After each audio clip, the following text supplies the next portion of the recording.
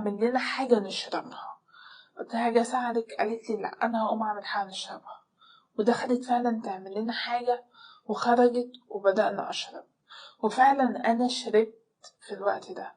بس بعد كده محسيتش بنفسي، مش فاكرة اي حاجة اصلا حصلت.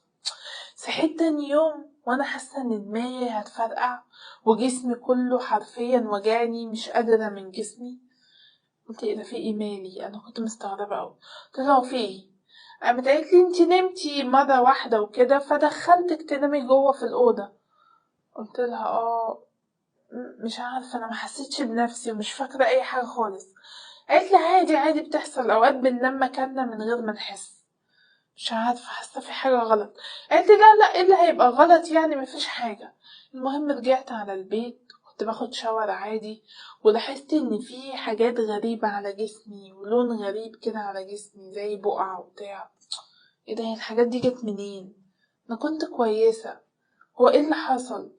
تعبت دي ولا حساسية ولا ايه؟ ما كنتش فاهمة. المهم سكت وما جاش في بالي اي حاجة خالص، لحد بقى لما بعد حوالي شهر ونص حسيت بتعب فظيع جدا.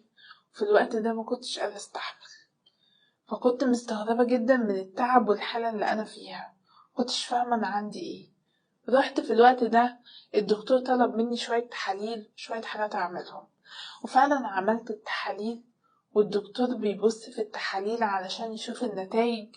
صدمني أبشع صدمة في حياتي لما لقيته بيقولي ألف مبروك يا مدام، انتي حامل. مدام ايه؟ انا انسة حامل ايه؟ انا اصلا مفيش حد في حياتي.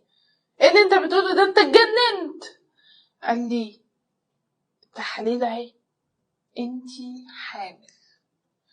لا لا، التحاليل دي اكيد غلط. ايوه اكيد غلط، انا عمري ما حد لمسني ولا حد جه جنبي.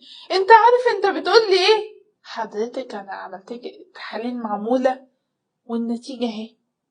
مش مصدقة كلامي؟ خد التحليل بتاعك وروحي وديه اي معمل بقى او اي دكتور وهو يقولك. طبعا انا ما كنتش قادرة اصدق اي حاجة.